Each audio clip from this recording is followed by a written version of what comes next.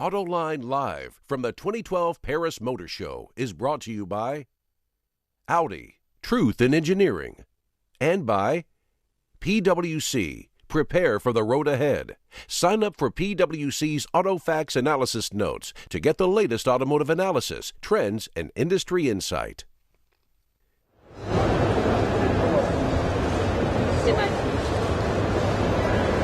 Well, here we are live from the floor of the Paris show. We've got a lot to show you here today. All kinds of executives that we'll be talking to, all kinds of cars. But I got to warn you, we're not going to get to it all. We've got an hour-long show, and this show is way too big to be able to show you everything. But we do have a lot that we're going to be getting to, and in just a moment here, we have our first interview with Johan de Nysschen, the head of Infiniti. Some of you will remember that he had been running Audi in the U.S. market for North America, really. Now they've promoted him to run all of Infiniti globally, and we're going to be getting to him in just a moment. I know that they're tracking him down here right now. And here he comes, so just hold on a second. Here comes my buddy Johan. Johan, great seeing you again. Fantastic to see you, John. It's good to meet up with you. I have not talked to you really since it's been a while, hasn't it? Come here to Infiniti. So you got to tell us the big move. What's it been like so far? Well, it's been, I guess it's like 70, 80 days now. It's been a very deep dive into getting to the core of the Infiniti business. I've really racked up those frequent flyer miles as I've, familiarized myself with the situation globally. Lots of business in Japan, of course, Asia, China in particular, strong market, and of course, getting back to my home country in the US, so that we can also really leverage the strength of the Infiniti business there. It's been fantastic, though, very enjoyable. And the headquarters of Infiniti are moving. Tell us why it's coming out of Japan and where you're going. Well, what we are really looking at now is establishing Infiniti as a completely separate company, separate organization from the parent company Nissan, and we had to reflect a little bit that nowhere in Japan could we really emerge from the shadow of Nissan. It's so omnipotent and powerful there. And it was really important for us to also symbolically underscore that differentiation and the need to develop not only a standalone organization, but one with its own organizational culture and mindset and philosophy that's really focused on the premium brand and the premium customer. And then I think significantly we want to establish a second volume hub for the brand, which is still so far very US-centric. And China has got to be that market. And Hong Kong, of course, provides a fantastic gateway to China and still keeps us anchored in our roots as an Asian premium brand.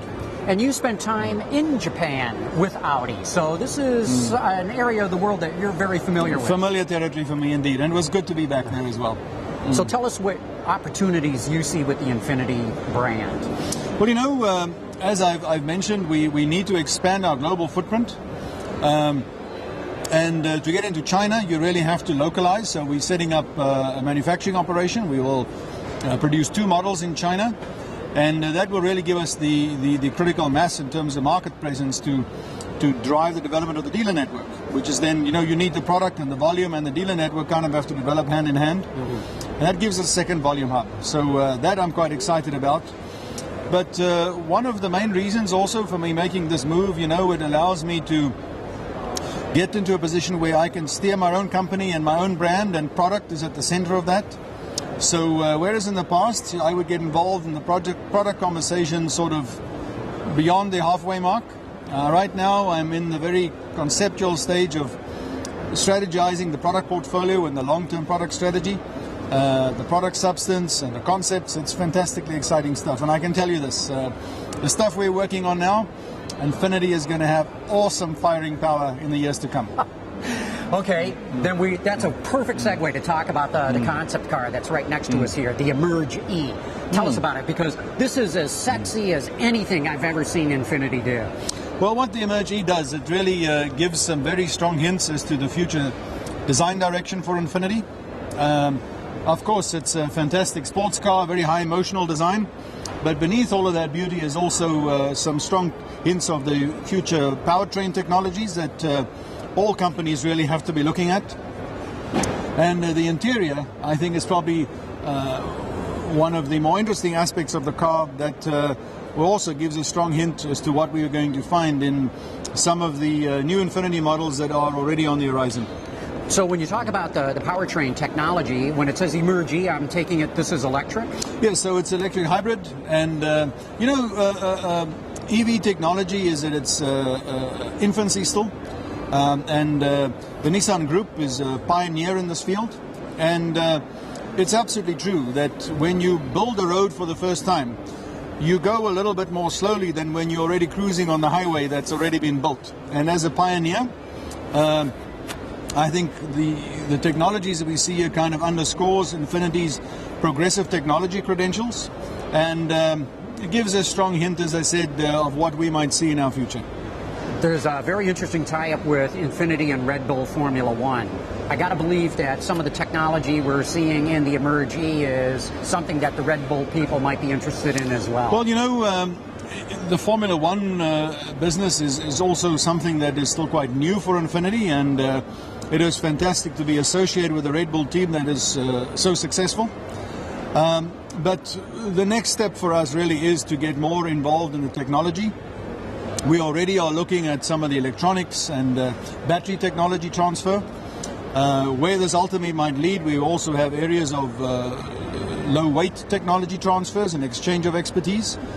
And ultimately, I would hope that we might even get to the point of being potentially a main engine supplier.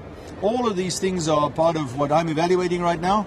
And I think the partnership with Red Bull really provides an excellent platform for us to also promote our performance credentials as a high-performance luxury brand. I love what you're saying here. I love the fact that you're talking about not just having sponsorship of the car, but getting technologically involved with Formula One. Yeah, I think we need to understand, what was the driving force behind the decisions for Infiniti to get into Formula One. The Infiniti brand in Europe has a relatively small footprint, and so consequently brand awareness is an issue. Formula One, what an excellent platform to raise awareness, and we've already seen the brand metrics have just rocketed. I mean, Infiniti brand has higher recognition today than Alfa Romeo, a brand with a long heritage and history in Europe. That's stunning to hear. And the next step for us now is to begin not only to tell people here we are, but to get them to know better who we are. And that's where the real benefit of being involved on the technology front, I think, will come to the forefront. Okay, and now let's go back to the regular products that anybody can go in the showroom and buy. What are some of the trends that we should be looking out for now that you're at Infiniti? Well, I think one of the challenges that Infiniti faces is that our product portfolio, being largely US-centric, doesn't cover the full spectrum of the available luxury market. So we need to expand the number of derivatives that we have, and then specifically focusing on Europe, we need 4-cylinder engines in gasoline and diesel formats, and so powertrains. And I would imagine smaller cars too. Indeed. So for Europe, we already have announced now that we will be introducing a compact premium model as an entry for the Infiniti line, positioned below the G. We will, of course, see a very stunning new successor to the G in the next 12 to 14 months. And then I'm working with the team also to look at the merits of introducing a car, a really high-performance car, an emotional car, one that has strong aspirational appeal, positioned above the M. And that gives us real expansion in the lineup, both in breadth and depth. A sports car a la Emerge E or a performance sedan? No, I think Emerge E is still a little bit further into our future. It's important that we build stepping stones for the brand as we take it up market. And I think we can look at a high-performance coupe or sedan rather than a thoroughbred sports car like this one. Well, Johan, it's going to be fascinating watching Infiniti really develop into a true global brand. As you said, it's been largely just in Japan and the United States so far. It's really exciting to see you taking it all around the world. Now, this is our mission, but I think also important to note that you don't build great brands overnight. We have a long-term vision. I have a 15-year plan. We are busy crafting each milestone in that journey, and it's an exciting journey to be on. Johan de Nysschen, thanks so much for taking your time. I know it's really busy here at the show, but it's great to run into you again. Always a pleasure. Thanks for your time. Thank you. Okay. Okay, now we're going to take you through a bit of the show. There's a couple of really cool concept cars that I want to show you here. So come on, Carmen, bring the camera and we'll walk and see what we can show you. I'm going to talk as she shows you some of the things that are here. Give them a little shot of this LE concept. This is another Infiniti concept. Some of you have probably seen all this on the internet already, but zero emission, you know what that means. That means it's electric. It's got the leaf technology underneath it, and I don't know when or if we're going to see that in production, but it sure looks kind of production to me. Hey John, how you doing? Hey, Good to see you. Simon, hey, we're here live. Hi. So Hi, John. This is Simon Spruill, who's the head of all Nissan public relations. What do you think of the show? What do you like I think it's a here? good show, you know. I mean, despite the gloom and doom in the marketplace, every manufacturer's got their game face on today. And I think you look around, the quality of the product, the quality of the stands, the overall buzz of the show is good. And you know why that's important? Because if we don't care about cars, we can't expect consumers to care about cars. So you know what? As tough as the market is, I think this is the right thing for us to be doing. I totally agree, and I love how you say with the game face on, because Absolutely. I don't hear anybody talking doom and gloom. No, look, It's out there. We all know it's there. Yeah, and the global market's going to increase, and it's tough market by market. We know all about that, but you know, these are big. It's a big companies, long-term investments, great products. That's what's going to solve this business. Good. Okay. You said that live. Thanks for saying it on Autoline Live at the Paris show. No problem at all, John. Good to see you. And thanks again for getting me over to Le Mans this year, too. Pleasure. It was awesome. Boyhood dream, I guess. Yeah, it was. It was. All okay. Right. See, you never know who you're going to run into at this show, and Simon played a key role in getting me over to the 24 Hours of Le Mans this year, so he is A+ in my book. Okay, Carmen, off to the right here, you see all those globes going up and down in the ceiling? That's the Renault stand, folks, and the best thing about the Renault stand is the stand.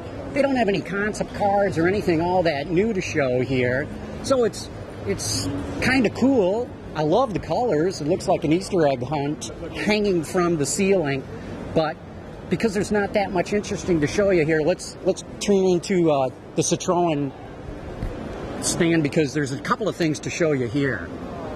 And the first of that is the DS Cabrio, which of course we'll never see in the States, but it's big over here in Europe. And let's get a shot of the roof of this thing, because they're doing a Cabrio or open air car.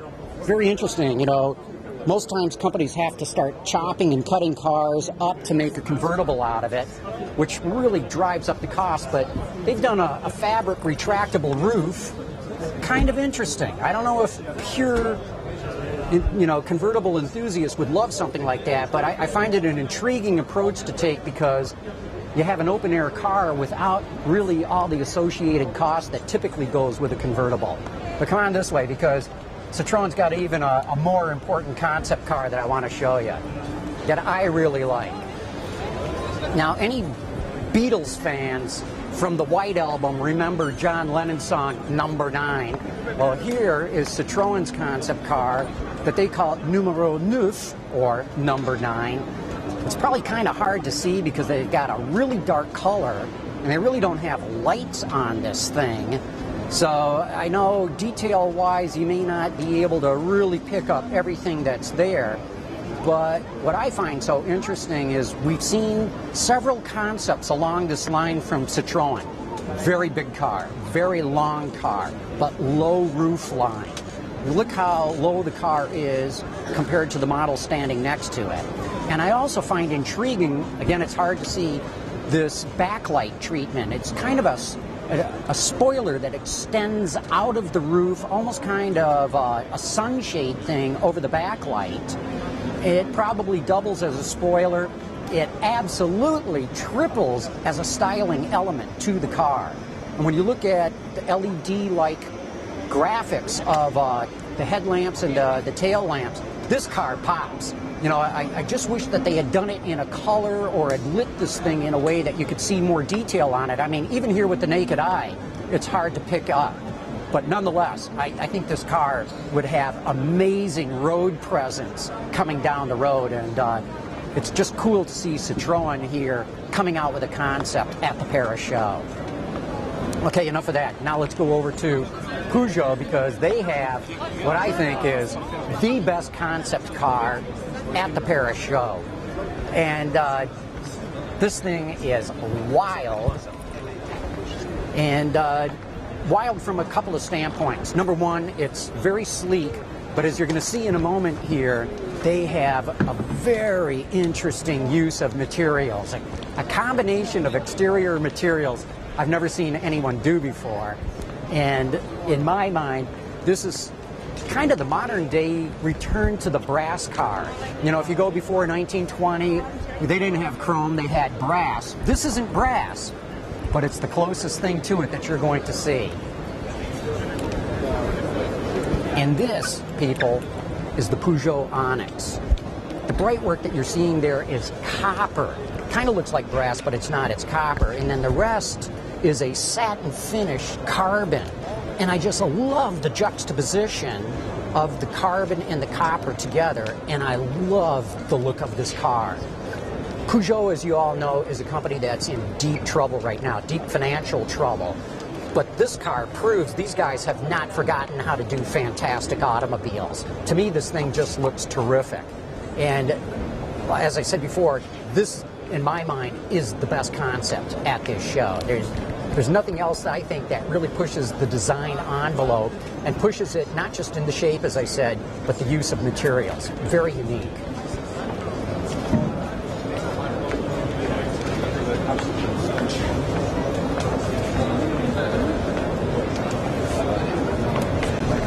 Okay, let's go on to the next one. Let's go over to the Mazda stand because they've got the new 6 there. And we'll learn a few more things about what's new with the new 6. Oh, quick one here too, Carmen. Let's show this one. Everybody has been asking about, boy, they have hybrids and they have diesels. When is there ever going to be a diesel hybrid? And that's what we got. You can show it on the door right here. 4-wheel drive hybrid diesel. And I got to believe this thing's expensive.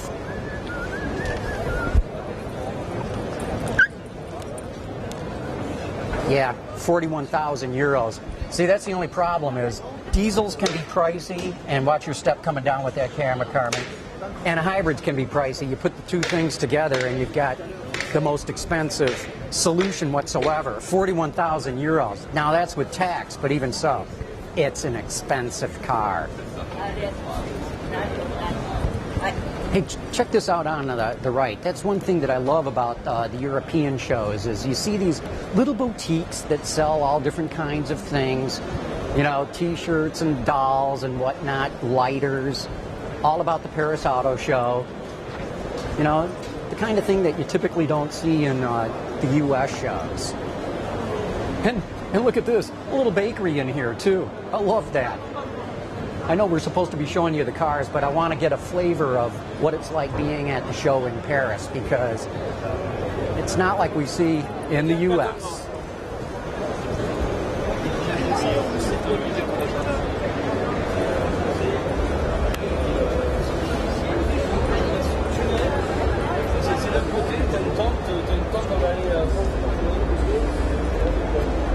Okay, here we go. Mazda is right around the corner.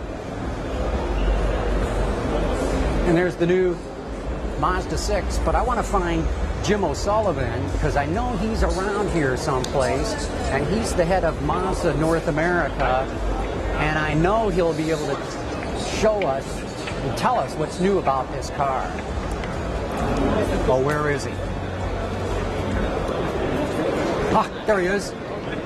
Here he is, right here. Hey, Jim. Hey, how are you? I'm doing terrific. How about yourself? Good to see you. Thanks for coming by the Mazda stand. Good to see you. Well, I want to hear about this new 6. Well, what do you think of it? I think it looks very dramatic, and I love how you've got the same sort of grille shape that you've got on the CX-5, which is one of my favorite vehicles that's come out this year. Yeah, one of the things, obviously, it does, it's an extension of the Kodo design that we have in CX-5.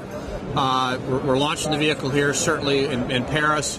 It's going to be in the U.S. market in January. It's a 2014 model. And we've got a lot of... Full Sky Active, right? Full Sky Active, just like the CX-5 is, all Sky Active technologies.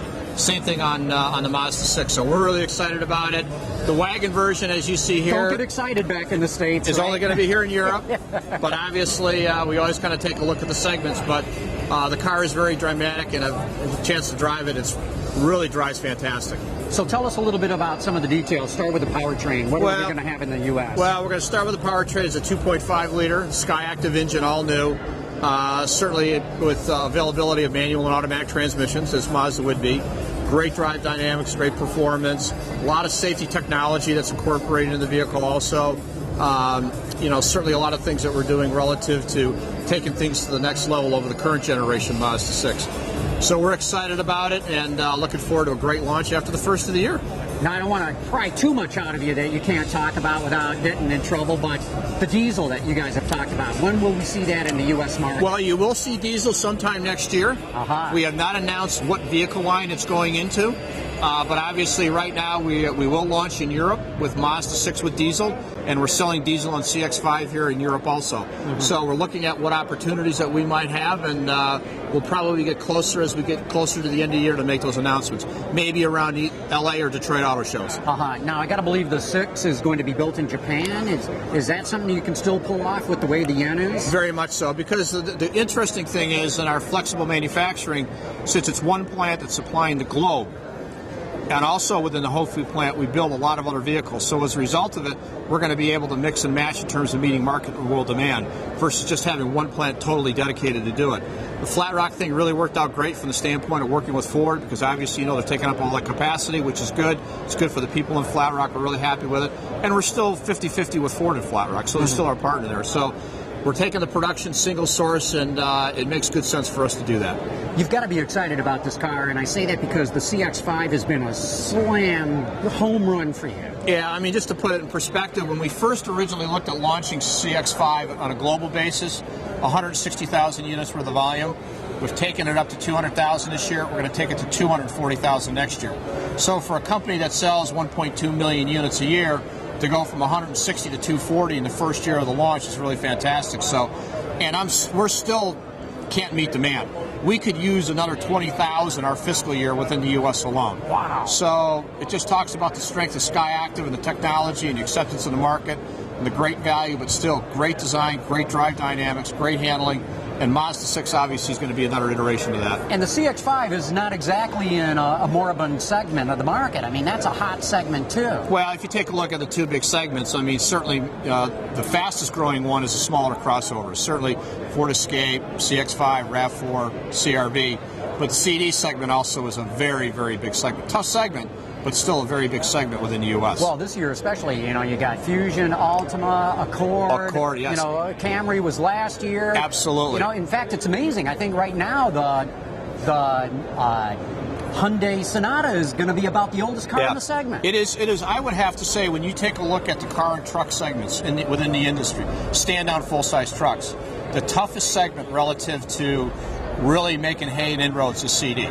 To me, that's probably, when you look at both car and truck combined, it's where heavy-duty competition is. And like you say, with CD, everyone's got something new. But we think with what we're offering up on Coda Design, the great drive dynamics, Mazda 6 not having to push volume, I think we're going to have a very successful launch of the car. You going to do anything different marketing-wise on this thing? Well, we'll start shipping to the dealers in the first quarter. We'll probably do a lot of digital stuff in the first few months, but then probably the heavy lifting will probably start sometime in the spring in terms of marketing and advertising. Once you have cars every year. Yeah, but we're working with Garage Team Mazda, WPP agency that we're working very closely with on launch, but still working obviously with a lot of our current owners, and this is the very start of it now that we can start showing the car. So how are things out there in the market for you right now? September, they keep saying, is a good month. I saw the J.D. Power numbers before I left. It's up double digits year on year. Our retail numbers this month are coming in pretty good. We're pretty pleased. Our sell-down on our 2012s is going well, getting ready for the 2013 model. So market's still good. Knock on wood, it's going to continue to be that way between now and the end of the year. So we're guardedly optimistic. So the 6 you've got coming in the beginning of the year. Anything else we should be on the lookout for? Well, certainly Mazda 6 is coming, but we announced and did the reveal in Australia last week. We've got a major refresh coming on CX-9 that'll be in the market in November and December. So here we've got certainly CX-5 still launching, got a refreshed CX-9, and then an all-new Mazda 6 after the first of the year, along with all of our SkyActiv engines in Mazda 3. So, and we've got a great product cadence for next year that I'll talk to you about in Detroit. Darn it! Wanted to get that now. What else? What else am I missing here that we should know about? Things are good. Glad to see you at the stand and appreciate it. And looking forward to a really good, strong close to this calendar year. Looking forward to next year. Have you been around the show much at all? Yes. Anything stand out in your mind? Well, I mean, the interesting thing is there's, what they say, 80 reveals here in Paris for the show. But when you really think about it, how many of those products are going to be sold globally? So, obviously, Mondial, Ford Fusion, the new Golf, I think they've done a lot of good things on the interior. The Jaguar, beautiful. I think they've done an excellent job in terms of the execution. Obviously, some of the more regional brands, I call regional, Citroen, Peugeot and stuff, got some interesting things. But, you know, this is always kind of a great show because what they haven't sell here, they don't necessarily sell in Detroit or in North America. But there's a lot of ideas that you can get in terms of design and technology that obviously can apply to us. So, real good. Jim O'Sullivan, thanks so much for your time. Always really great to see you. It. Yeah, Thank you very much. Okay. Thank you. Can't wait to drive that 6. You'll be in it soon. Okay. Take a break. And we're going to be back right after this.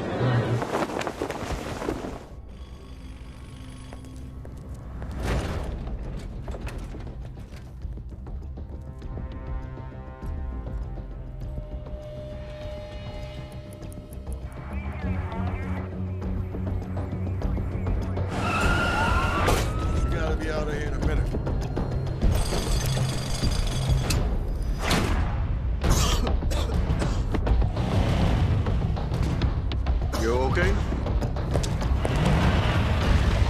You okay? Come in. Got the coffee? Oh, right. That was fast. We're out of here.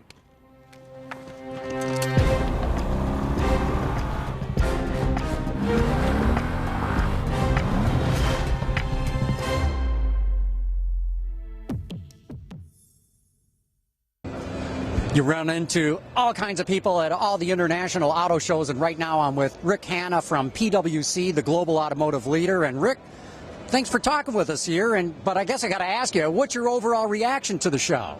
Well, it's pretty exciting. You know, we hear a lot about the negatives in Europe from the U.S. I'm based in Detroit, as you know. And all the press talks about how ugly the situation is over here. You get over here and you talk to industry insiders, and sure, they have a lot of challenges. There's a lot of things they're working on.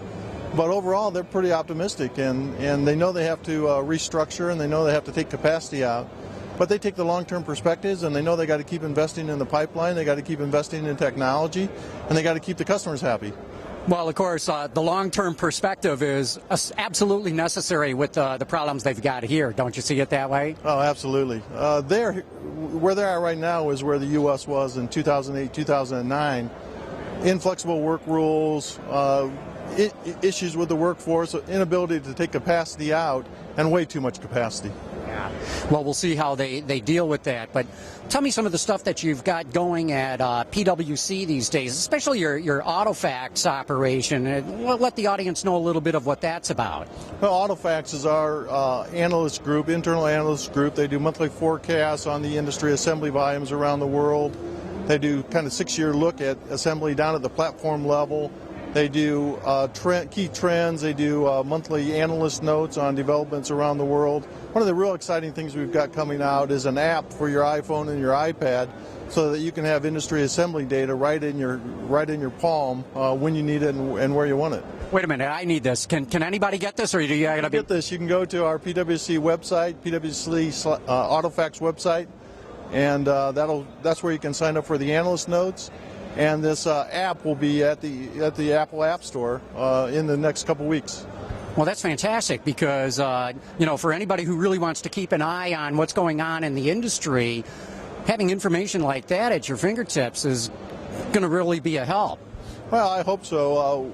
It does show what the assembly forecasts are by territory, by OEs, by alliance groups. And it is a 6-year forecast, so it's our current views on where the industry's going and what the industry challenges are that the insiders are facing. We're at the Paris Auto Show, but I know you spend a lot of time in China. What's your outlook for the Chinese industry? There's some questions now. Looks like it's slowing down, or how do you see it? Well, certainly I think it is slowing down. We're seeing numbers this year are going to be 6 to 10% growth from last year. That's what it was last year. It was about 8% growth. But before that was 20 and 30% growth. So you do see a slowdown of the growth. But the real question is, when are they going to hit 30 million units? You know, right now the U.S. industry is about 15 million units, 14 to 15 million units. China passed the U.S. industry in 2011, and just growth is forecast. Everybody's announcing biggest expansion programs. Everybody's got new factories they're bringing online. There's going to be more and more capacity coming online, but there is a little bit of a hiccup right now. And North America, what do you see going on? What's your outlook for the U.S. especially, but also Canada and Mexico? Well, North America, largely driven by the U.S. Market. North America, or Mexico and Canada are 1,000 or 1 million units type assembly volumes. But North America is really driven by the U.S. The U.S. is up about 20% this year. Still recovery volumes. We're nowhere near the 16 and 17 million units that we were in the 2005, 2006 levels. But very nice growth. And one of the real big challenges for the U.S. right now is the supply chain. Is there enough capacity to meet the growth numbers? And you got a very old fleet, a car park in the U.S. Industry estimates about 10 to 11 years, so record age of the fleet, so there's good replacement buying and big growth numbers. Well, I love hearing that maybe there's a capacity issue, that there's not enough, because that's the right kind of problem to have rather than the other way around. Certainly right. The U.S. Restructured, as you know, in 2009, took about 5 million units of capacity out of the market. That was about 20% of the U.S. capacity. So big volumes came out, very painful at the time. We all went through it, we all lived through it, and it's much funner to come back up than to go down. You know it. Rick, thanks so much for your time today. My pleasure. And enjoy the rest of the show. And you too. Thank you. Well, we're at the Audi stand right now, and I'm talking with the president, the new president of Audi North America, Exactly right. Scott Keel. Scott, great having you here. Pleasure to be here. Thank you very much, John. Absolute pleasure. And you're new to Audi, or at least as president. How's it all going right now? It's been amazing. It's a great time to be at Audi, as you know. Record sales, great products, and what beats being with Audi in Paris? Great time. And you got to tell me about the car that we've got right here, the RS5. Absolutely. Well, you know, John, this fulfills our RS strategy, and it's something that's extremely important to the brand. Make sure we get these high-performance, high-image models out there. It started with the TTRS last year. We just launched the RS5 Coupe in the marketplace. It's been a home run, and of course now we're bringing the stunning Cabriolet. And officially reporting, we are bringing the car. It'll be here next year. It'll be in a Cabriolet, and it's great. And I think you can see from the front end, it's very R-ish. Mesh grille, clear intentions, a very aggressive car. Of course, the engine, 450 horsepower V8, normally aspirated, dual clutch transmission, absolutely stunning machine. And we have a lot of pre-orders and a lot of excitement, and that's the way Audi likes to do business. Well, especially with the RS, it can't just be stunningly beautiful, it's got to be stunningly quick as well. Exactly right, and that's what this car is. And it's a very quick machine, and the response has been huge. That's terrific. And there's a number of other things going on at the Paris show. A new A3, they're showing the Sportback. My understanding is we're not going to see that in North America. Well, you know, that's an interesting question. We're, of course, bringing the A3 sedan, as you know, and this is going to be an extremely important vehicle for us. It'll be in the first quarter of 2014. But, you know, surprise of surprises, Americans said, yeah, they won't be accepting of hatchbacks, or as we like to call it, a Sportback. And truth be told, this car has been very successful for us. This is the next generation car, and I will not say we're not going to bring it. I think this is something we're going to take a long look at, and don't be too surprised if we figure out a way to get it into the States. It's a great car. Very interesting. And then the other big reveal that Audi's got at the Paris show is this concept, the Crosslane.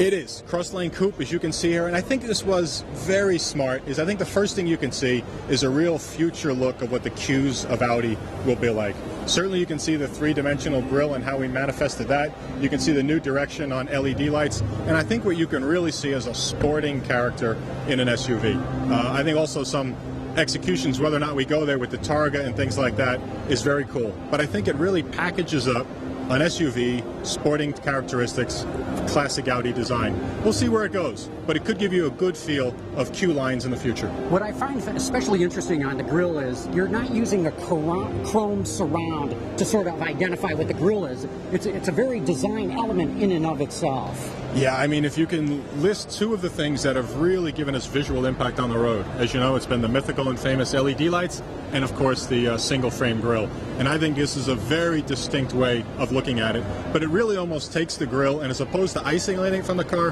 really merges it into the elements that you've talked about. So the chrome has moved away, But the way they've made it three-dimension, the way it comes out from the car, I think is going to be very unique and very cool. It's an iconic image of the brand. We don't want to walk away from that grille, and it's a smart way to reinvent it, as Audi always does. Scott, Audi's been on such a roll in the American market now. Yeah. I understand that you're really starting to put a lot of emphasis at the dealer level. And not just in building beautiful stores, but in the training of the people as well. You're exactly right. I mean, there's one thing to have stunning products. There's one thing to have good-looking stores. Have you seen, and our dealers are investing like mad. They've seen the profitability. They've seen the hot brand. But the big thing now for us is loyalty.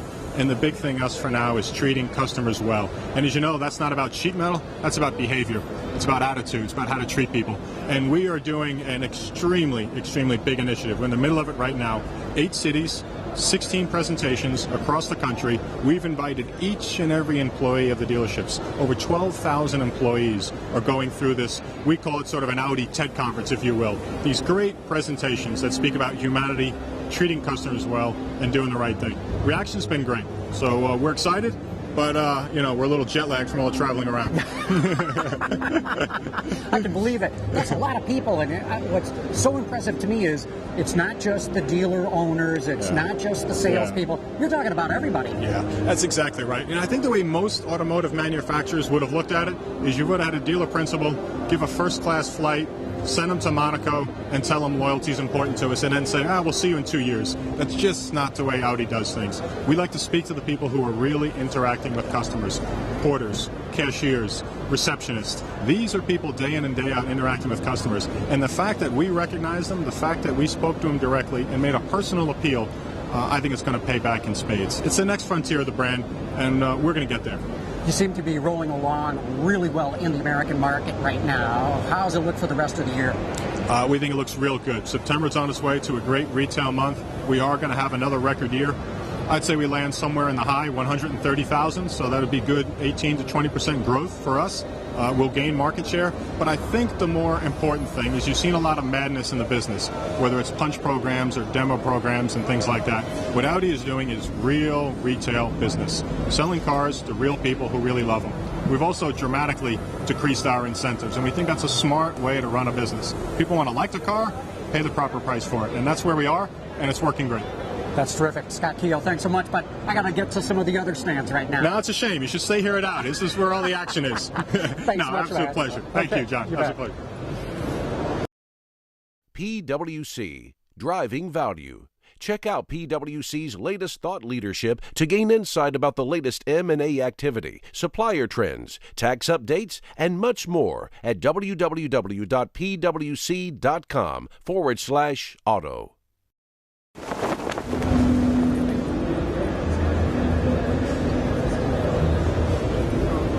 Now we're in the Porsche stand, live again, of course, with Detlef von Platen, the head of Porsche Cars North America. Great having you here talking with us about a great show going on here, but especially this car. You got to tell us what this is all about. Very exciting, yes. We are showing here, presenting the Panamera Sport Turismo, which is basically to show how intelligent and efficient drive technology can look in a design language of the future.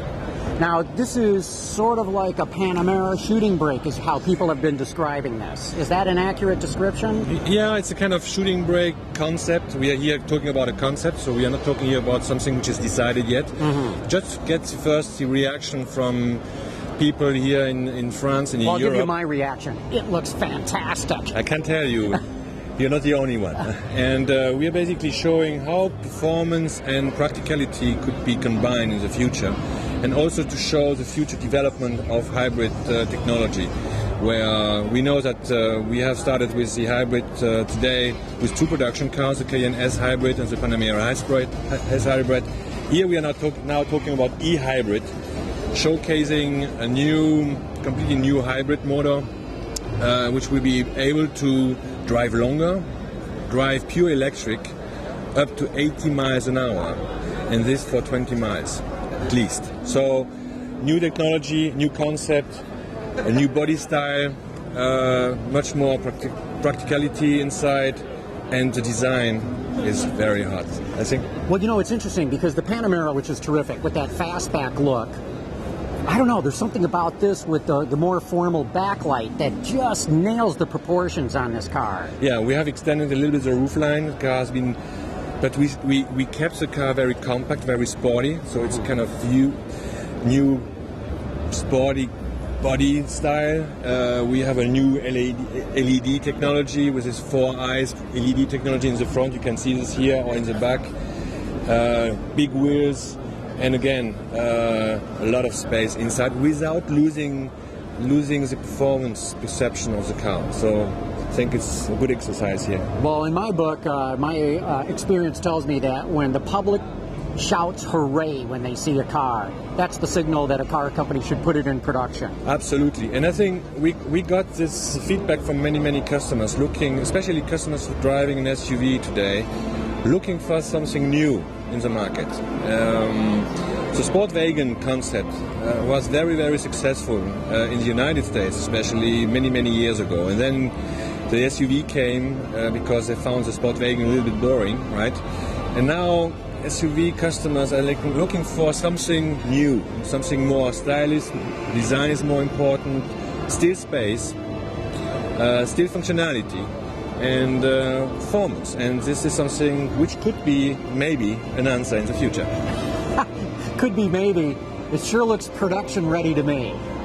A few little tricks maybe no, but the overall silhouette, the body style, I could see this in production very easily. We like to be very authentic and credible at Porsche, so we do not want to show only something which is nice on the stand. It runs, it drives, it has a new technology inside with a very nice engine. We have here a drive system with an output of roughly 416 horsepower. But looking also at the efficiency, which is very important also in the United States, we are talking here about very low emissions.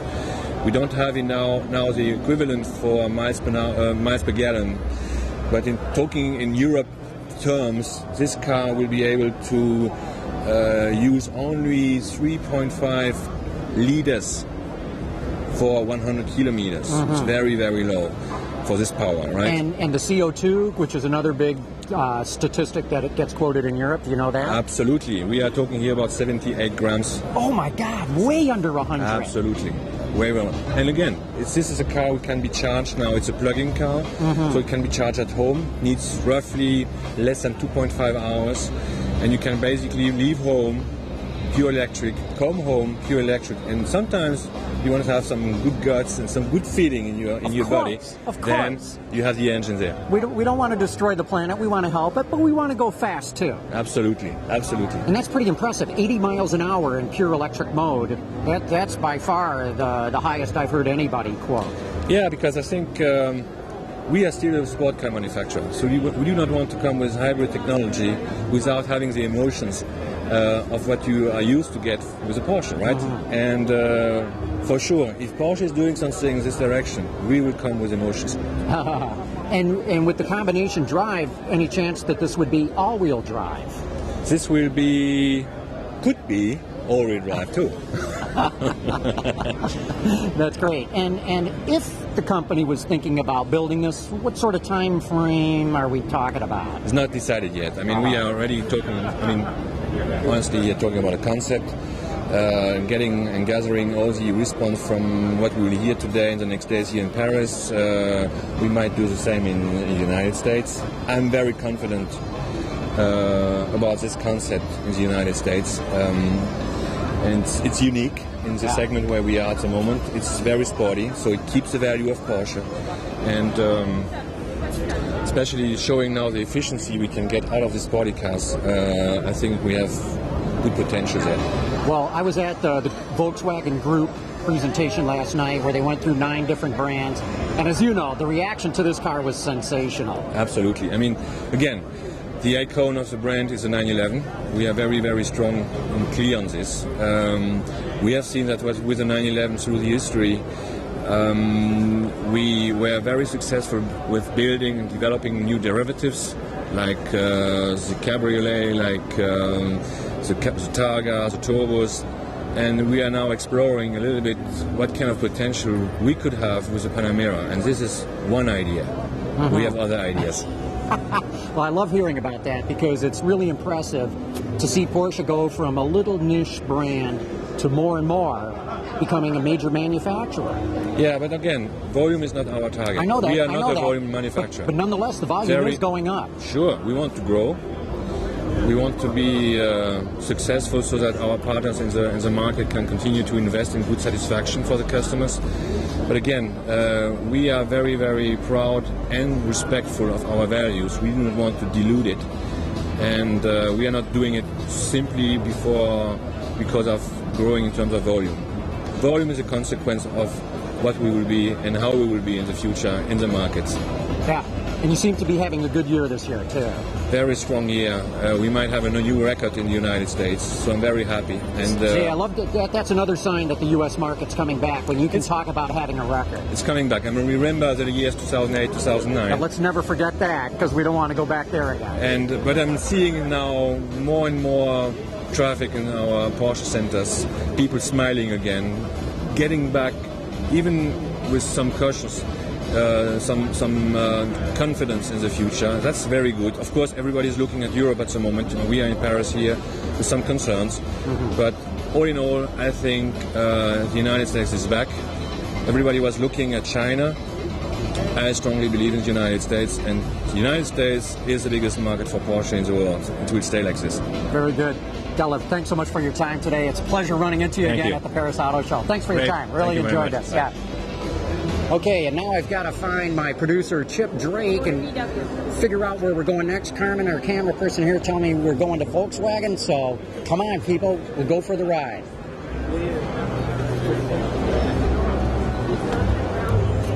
And this has been a big show for the Volkswagen Group. You know, we've talked to Audi, we've talked to Porsche. Last night they showed us Seat and Skoda and even Ducati. In fact, I learned a new term last night. They referred to the Ducatisti. Now, you've heard of the Tifosi, the Ferrari fans. Well, Ducatisti are the fanatics for the Ducati brand. And like I said, never heard that before. So I wrote that one down just so you folks could hear about it today. But of course, the big news at Volkswagen is with their new Golf. And I've heard some people criticize it because they think it's not that sexy or all that different. And I'd say, well, that's exactly the point of that car. This is truly the people's car, the biggest volume car that Volkswagen has globally. And they've got the new one. So you'll instantly recognize it as the new Golf. But we'll learn a little bit more about it here, because I think we're going to run into Jonathan Browning, the head of Volkswagen of America, and I'm sure he can tell us a whole lot more about the car. But before anybody shows up, one of the things I wanted to point out is, look at the cut on the headlights here. What I find that gives the look of the car, I don't know if meaner, but certainly more assertive. You know, almost kind of a shark eye, eagle eye look to the car. And another thing that may not show up very well, we should get another color car to look at, is this very pronounced crease line. As you all know, in Europe, you've got to have pedestrian protection so that the hood can collapse if a pedestrian gets hit and their head hits it. You have to give them a certain amount of crush space by law. Very interesting to me how they've hidden the fact that this hood line rises so much for pedestrian protection. You know, there was some question when that rule was first put in place that, it was going to ruin the front-end design of so many cars in Europe. It really hasn't done that at all, and that's one of the first things that I picked up on as a styling cue in the new Golf. Come on, let's swing it around a bit more, Carmen, so that we can show people what this thing's all about. Hey, Mark. Good seeing you. Good to see you. Yeah. Okay. Another very subtle thing is how they've taken the A-pillar up into the roof, and again, very subtle lines. It's as if they take it all the way to the back of the car. Again, very subtle that they have. Yeah. John, how are you? I'm doing Good terrific. To see you. Excellent. We're with Jonathan Browning now, the head of Volkswagen of America, and we were just pointing out some of the new design, very fine detail in this new generation Golf. Yeah, I mean, it's a great vehicle to spend some time looking at, because what you begin to pretty quickly realise is how the wheels have gone out closer to the corners, the vehicle's wider, the roof line is lower. But I think the thing that really strikes you is, as you say, that detail and craftsmanship in terms of the metal finish, taut surfaces, but very, very precise lines. And it's a vehicle that you can just absorb looking at. And even this is artificial light in here, but out on the street it really pops. It's great. Yeah, it really does. In fact, let's move down one more car, sure, because some of the detail doesn't show up in this white car. Yeah. And it's got the harsh light on it, and it shows up more here on this one. It's about not just about the gaps and the precision of the gaps, but it's the sharpness of these creases in terms of the metalwork and how they really flow through the vehicle in total. And so it's a really, I would say it's a work of art in terms of the sheet metal, and then when you understand some of the technology behind that sheet metal that has led to this significant weight reduction, 220 pounds approximately per vehicle, and a large piece of that has come from this warm forming of the sheet metal before it's stamped. That allows you to have thinner sheet metal, but it's actually much more rigid. And so lots of technology behind this incredibly good looking vehicle. Hot stamping, as they call it in the States. I've had some people tell me, well, this car doesn't look that sexy. In fact, it looks like a Golf. And to which I said, yeah, exactly. It is a Golf, You don't mess with something that's so successful. No, and really that's been our approach over the years, is to continue to evolve a winning formula. But I think the fascination is kind of in the discovery of what goes beyond the skin, and those are the things that allow the vehicle to have become, let's say, even more accommodating in terms of interior space, but save weight and add a bunch of features as well. And so it's a vehicle that we're very proud of, and really sets a foundation in terms of a very broad portfolio of vehicles around the world. This car sells phenomenally well in Europe. It's not your best-selling car in the U.S. market. In fact, the Jetta outsells this. Do you think this new design is going to switch that, or no? Yeah, absolutely. Jetta has been a mainstay of our business for a long time, and obviously we've added Passat over the last year, and those two have now really become very significant volume players in the US market.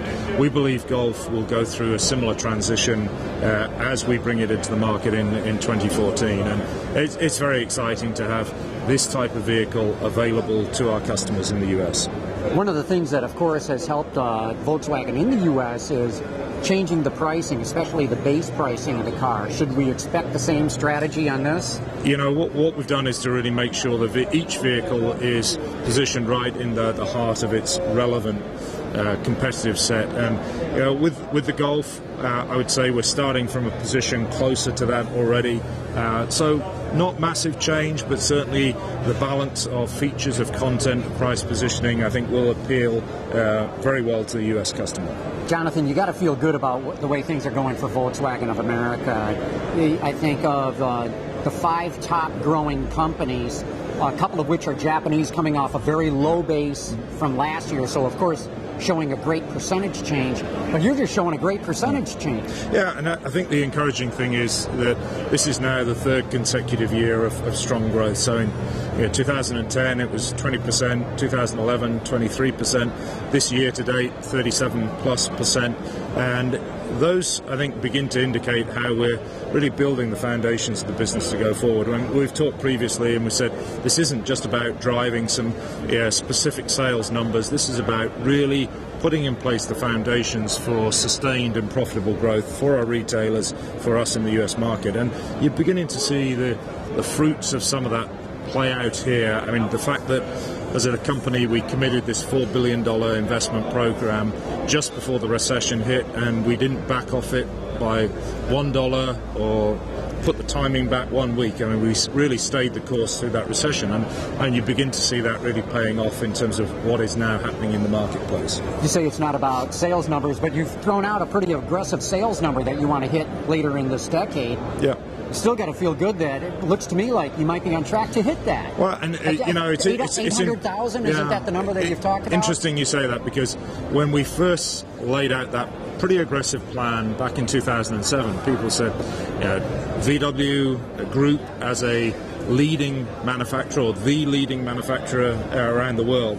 And what it really was doing was setting out an ambition for the organization, and especially for the US, to say to the global organization, things have to change. Business as usual will not deliver for the group 1 million sales in the US, and so had to be a change, had to be a clear engagement with the US marketplace and delivering what the US customer wants. And that journey is not complete, but we've made a good start. You sure have. What else am I missing here? What else should we be on the lookout for with Volkswagen? You know, obviously golf is center of attention, but there's a lot going on across the organization.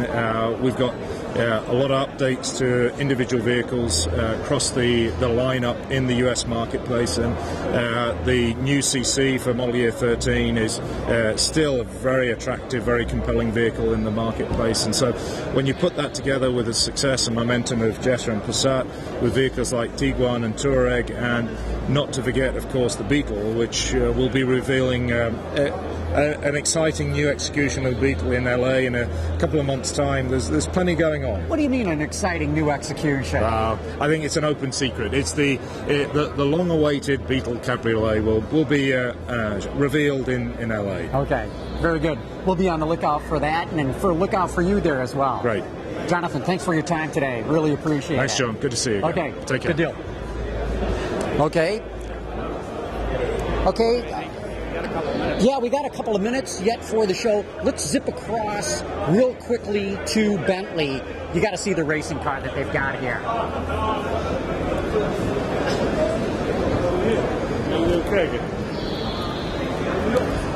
And I'm hoping we can show you this racing car from Bentley, because there might be a crowd around it. No, we can get a look at it.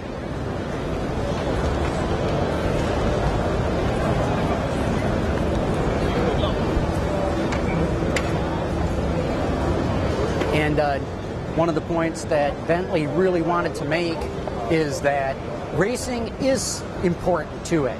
It's going to put a big effort into it. And so you've got this outrageous car here.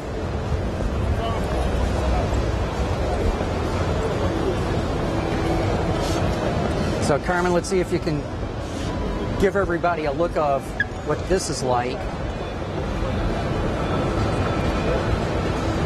And it just shows you that, Bentley's got a great racing heritage to it, and they don't want to give up on that. And I got to believe everybody in Britain feels pretty good about this, because the Crew factory is what's really behind this effort right here.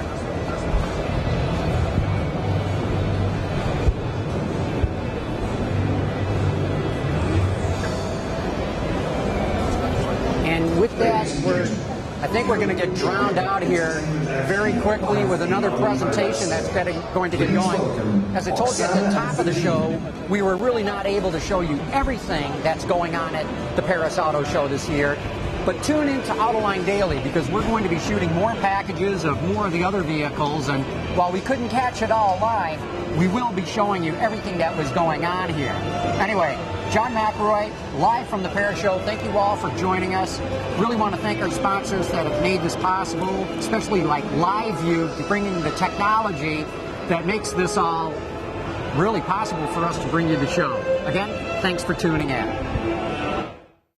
Autoline Live from the 2012 Paris Motor Show is brought to you by Audi, Truth in Engineering, and by PwC. Prepare for the road ahead.